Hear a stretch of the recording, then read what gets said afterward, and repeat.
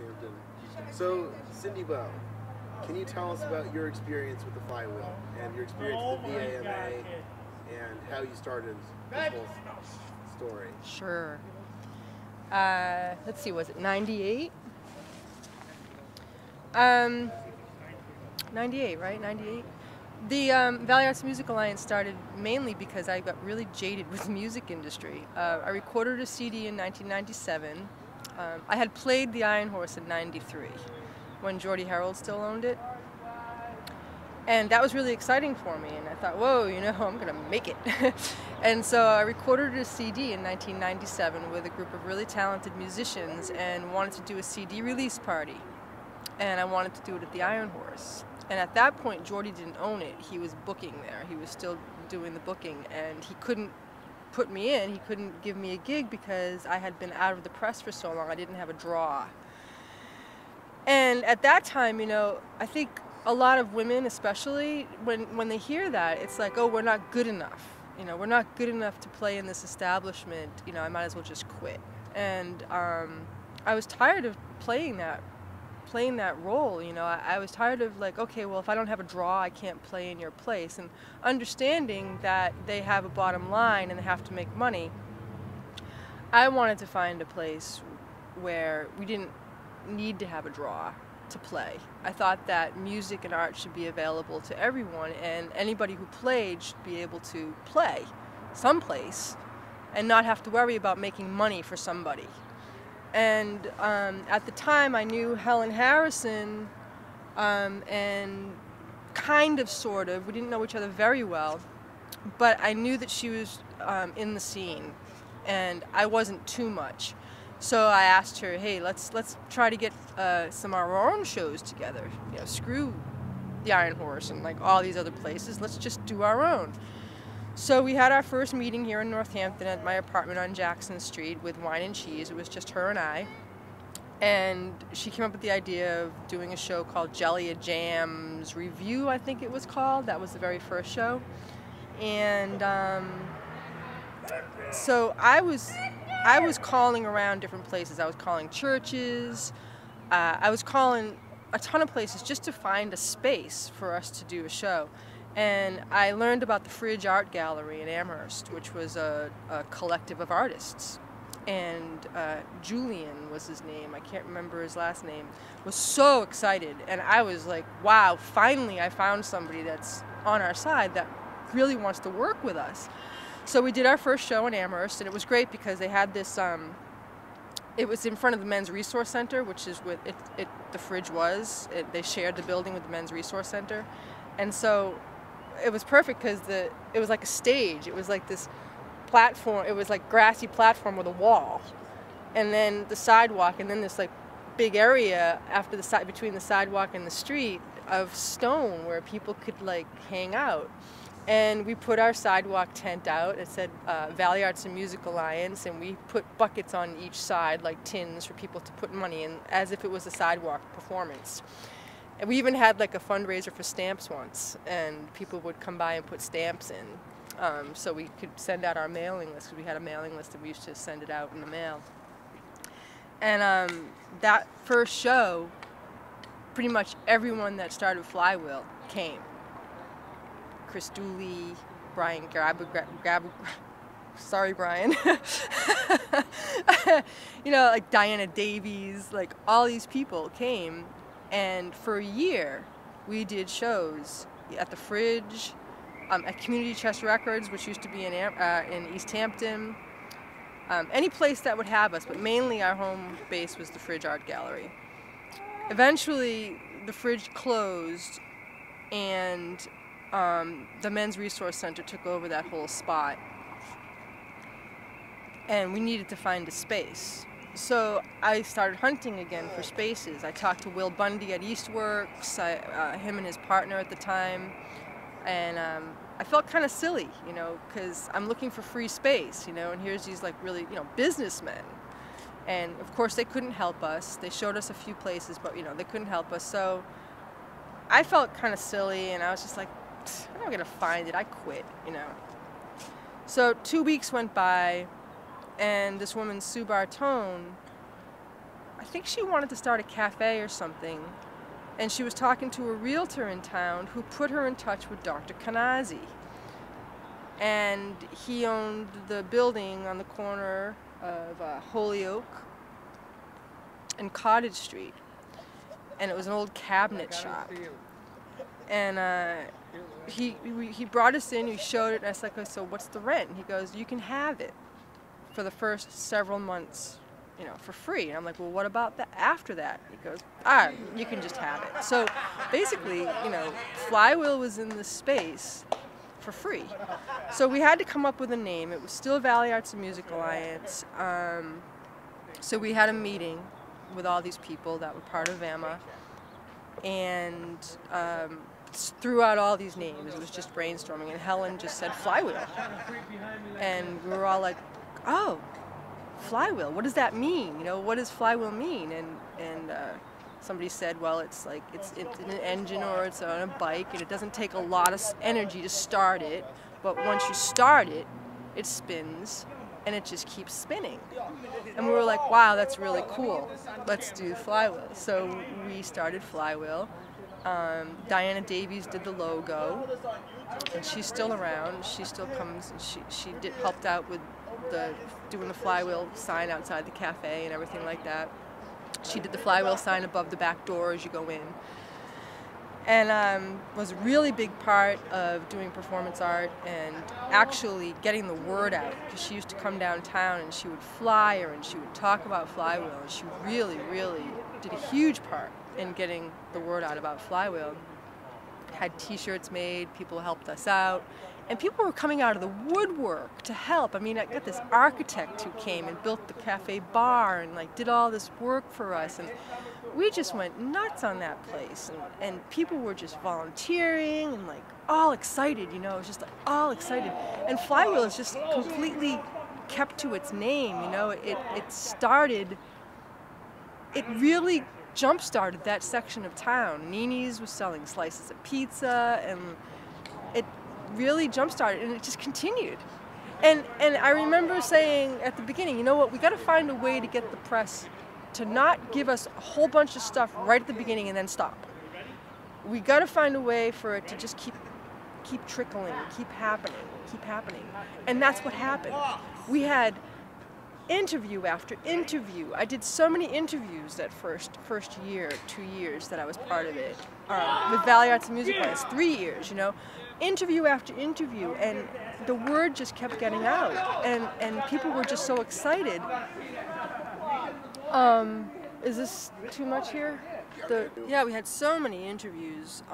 People were really excited. We had free school, spelled S-K-O-O-L, where people would come in and we'd learn how to make books and do yoga, and we had a family come in, and we had a 9-year-old helping with the cafe and coming to meetings with her parents, and it was amazing the amount of support that we received. So let's see, do you have any questions? Let's see. Yeah, like when you were looking at like a model of like, so you talked a little bit about like what conditions led you to need to like create this own space. Like when you started looking at other examples, where were you finding good examples? Well, I wasn't too familiar with all that stuff. Mainly I knew about AS220 in Providence. I knew very little about it, but I think we went out there once and we talked to them. They run it a little bit differently, but I wasn't really up on all that.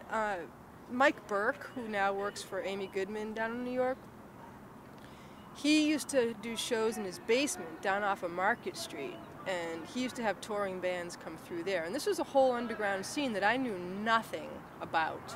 I mean, I came from a Catholic school in Worcester, you know. I mean, I listened to the Partridge Family and Donny Osmond when I was preteen, and you know, I didn't know anything about what was going on here. I just started playing the guitar and wanted to keep playing, and so it was the people that actually came in that first show and found out about us, so that knew more about what was going on than I did. I really had no idea. I was completely ignorant to that whole scene.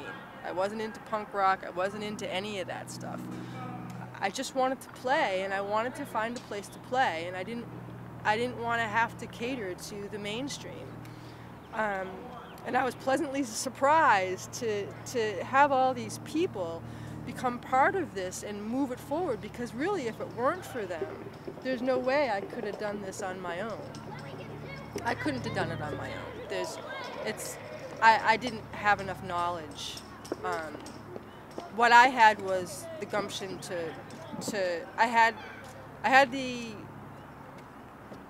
somehow had it in me to start it, to just get it rolling, and then once it got rolling, I was able to be like a liaison between the group and the community that we moved into.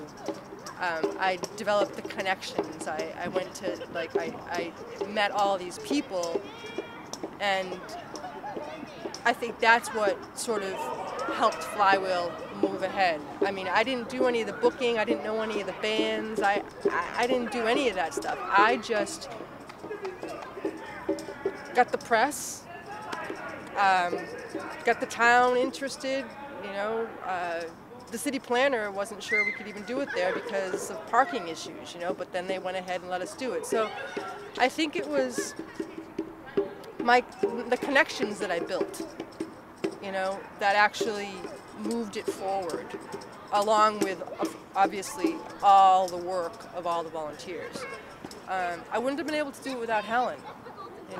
I think it was even though I didn't know Helen, it was very well, it was perfect that I approached her. It just feels, it really feels like a divine intervention to me. I really feel like it was meant to be, and that I was like guided in that direction. And it was interesting because my father had died in 1996, and he was a businessman, and he was a salesperson. And I felt like after he died, everything just sort of came to me. It was weird. It was like he was channeling something through me. It was just the strangest thing that I've ever experienced. Like all these ideas started coming to me. So Valley Arts and Music Alliance with Flywheel happened to me really easily. And because it happened so easily, that's why I feel like it was meant to be. That was some type of divine intervention. It was necessary for it to happen.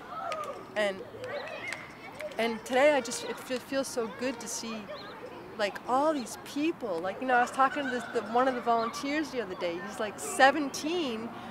He was 3 years old when Valley Arts and Music Alliance started. Like, that's really exciting to me, I wanted to see more. At the beginning, I had all these plans, like there was gonna be computers, and there was gonna be like it was gonna be like multi-generational, and it was. It ended up being, we had kids stuff out in Amherst, and I'd like to see more elderly people, like get some polkas going, and maybe some big band music and stuff like that happen. I'm psyched that the family center's there, because that's part of like the multi-generational thing that I like to see happen. One of the things that happened through the beginning was, it became a lot of punk rock and ska, young kids playing, which obviously that needed to happen because there was no place for these guys to play. They couldn't play in a club because they weren't old enough. They didn't have a draw. So it was really exciting to see that, but what ended up happening was it sort of alienated the rest of the community, and they thought, oh, it's just a kid's place, we're not going to go there, which is not what I wanted to see happen. I didn't want that to happen, but it did, and it's okay. I mean, because it had to. But I think now that they're in this new space and they're more visible, and the family center's there, and Jazzercise is there, and people are learning what Flywheel is about, more and more people are going to get involved, and there's going to be more of a diversity. Well, you touched on a really interesting issue, because, talking about Flywheel, I guess some of the most, the things that are interesting to me is the fact that, it's something that was started by women, and it's largely, I would say, the core volunteer group remains female, and the fact that it's all ages, those two factors to me are both very interesting and very important.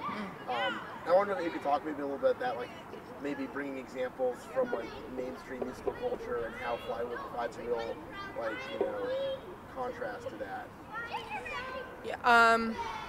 Well, I don't know a huge amount about all that stuff. I know, like, for Rolling Stone or the magazine and stuff like that, I know that they don't, in the past, they didn't give women their fair share, but I really, that's not why it all started for me. It wasn't because I was a woman and I wanted to see things change in the field for women. It had really nothing to do with that. The fact that two women started it and it's mainly women now is like really great, and I think it gives a boom. It's great for us, but that's not why it all started, and I was never really into those politics. I never really paid attention to all those politics. It wasn't until, Indigo Girls were a big influence for me, and I was like really psyched that they got out there. But yeah, I wasn't into those politics. I was more into the stop art and music as a commodity or something. I just wanted it to be available for anybody who wanted to do it.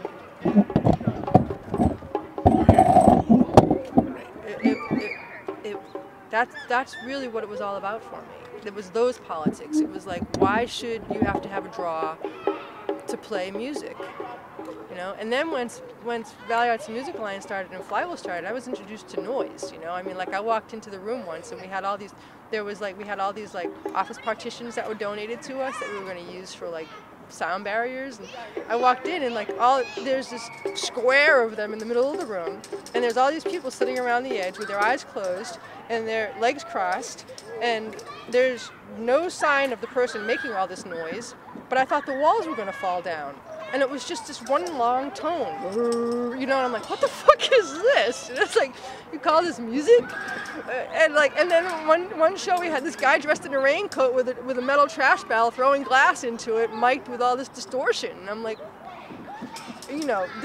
I never experienced that before, ever experienced it, and I was like, I really learned to appreciate it, and that's really what it was all about. And it's like the mission statement: craft, practice, and perform.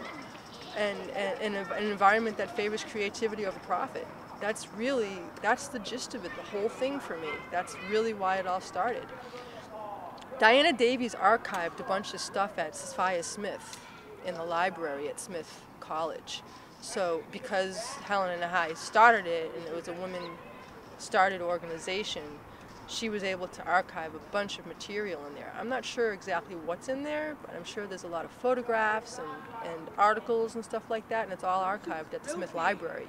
And if you can get in there, and maybe you can find some interesting things, I don't know. No, that's an excellent lead. Thank you.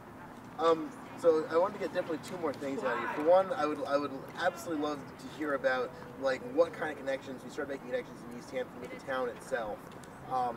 Do you have any memories of like the reaction to it, or because East Hampton doesn't tend to get a lot of action? Like before Flywheel, it doesn't seem like East Hampton brought a lot of cultural stuff from out of town into East Hampton. Well, the first reaction that we had was opening day, and the mayor was there. We had a ribbon cutting ceremony. We had the drummers, Jeremy and Tendria, and like all these people. Aaron, and they all had drums, and they came around the corner with their drums, making a cacophony of noise. And one of the neighbors came up to the mayor and said, "Who started this? Who gave them permission to move in here? I didn't know anything about this." And it was like, great, this is like a really good start we have here. She's like all upset because we're making all this noise, and Stuart, the city planner, was like, no way, there's not enough parking, and so we were met with some, problems. People weren't extremely excited about our presence at that time. I think, and then we had a lot of problems with a back neighbor who would videotape us in the back and always complain, always call the cops, and he was a big problem. And as a result of that, we had to get security. We had to have security volunteers. We had to make sure, we had to learn a lot. There was a lot of stuff. But as far as the community as a whole, I think,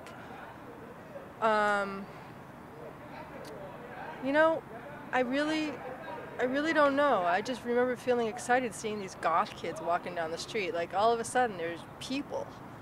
I think there was a lot of,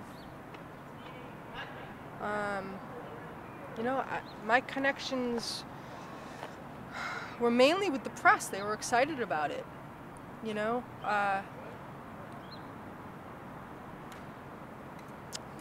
That's it, really. Sorry, I don't know how to answer that question. It was. No, those are some interesting anecdotes. It's cool that the mayor went. That's really awesome. Yeah, the mayor came. He cut the ribbon. You know, there's pictures of him, and Dr. Kanazi, we crowned him with devil horns, I think, and a red cloak. And it was a really eclectic mix. We had, Kelsey Flynn performed. She was the comedian for the grand opening. It was like a 3-day event. Lots of people came through, kids. We had haunted houses every year. And I think, generally speaking, it was positive in the community. It was a positive reaction. There was only a few people that were just like, it was new. It was new, you know. And East Hampton being a mill town, you know, it's a blue collar, and I like that about East Hampton. I think Flywheel moving in was kind of like a culture shock to a lot of people. And still, there's a lot of people that don't know what Flywheel is or what it means. I mean, there are still people coming to the town hall thinking that the municipal offices are still there, you know. I mean, they moved out 8 years ago. I think I'd like Flywheel, I would like East Hampton to not become gentrified like Northampton. I see it sort of slowly happening, but I think because it's a blue-collar town and because there are no colleges in that town, I think that might save it from becoming too gentrified. But I like the fact that it's a blue-collar town and it's multicultural. There's a lot of things going on. Cultural, not meaning like cultural meaning art and music and stuff like that, not necessarily race and, you know, different types of people. So how do you feel the Flywheel has moved into its new space? I think it's awesome that Flywheel moved into this new. I think it's testimony to what a group of people can do. The fact that they had support from Will Bundy. Will Bundy actually, even though he didn't give us space at the very beginning from Ed Eastworks, he's always been a supporter of Flywheel. And I think it's really great that he was able to step in and help Flywheel get in there when he was part of that whole nonprofit group that runs the town hall right now, the old town hall. You know, he has video experience. That's what his whole thing was. And so I think in his way, he was just like really excited to be able to help Flywheel get in there. I think it's like an amazing opportunity for growth. I mean, the fact that the family center's in there now is really awesome. And you know, I think that the opportunity to expand, like maybe having dark rooms downstairs or, you know, these other things, it doesn't have to be just music and art, you know, like theater and they're going to have the film on Monday night. And I think the space, I mean, it's at the capacity of 230 people. I mean, the old space was 100, you know, I mean, and the upstairs, you know, there's an opportunity for that to be developed and for even bigger shows to happen. But I just think it's an opportunity for Flywheel to grow into something that we all thought it could be from the very beginning. It's just taken 12 years to get there, you know.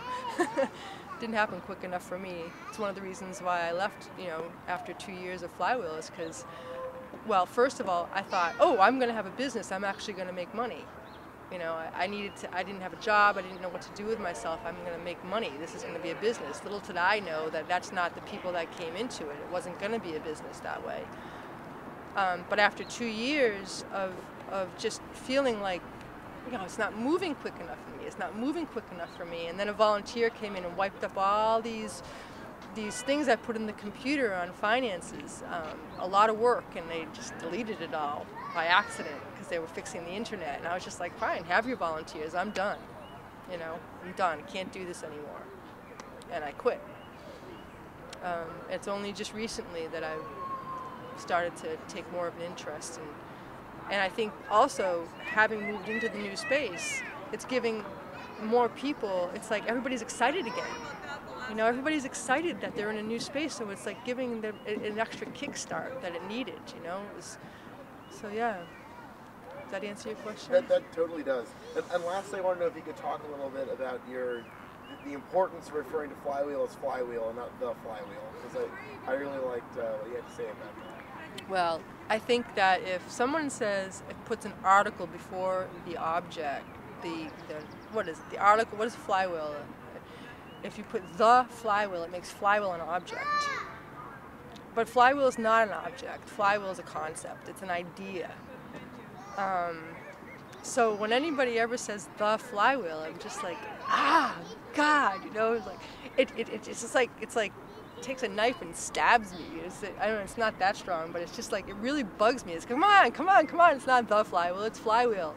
And yeah, it's a concept, it's not an object, you know, and I think that if you take Flywheel as an object, you can't go very far with it. It's a definition of an object, but Flywheel as a concept, an idea, it's so wide open, and it's so many more possibilities.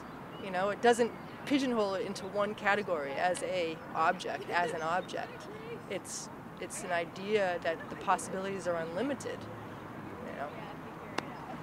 Beautiful. Cindy, thank you so much. I think that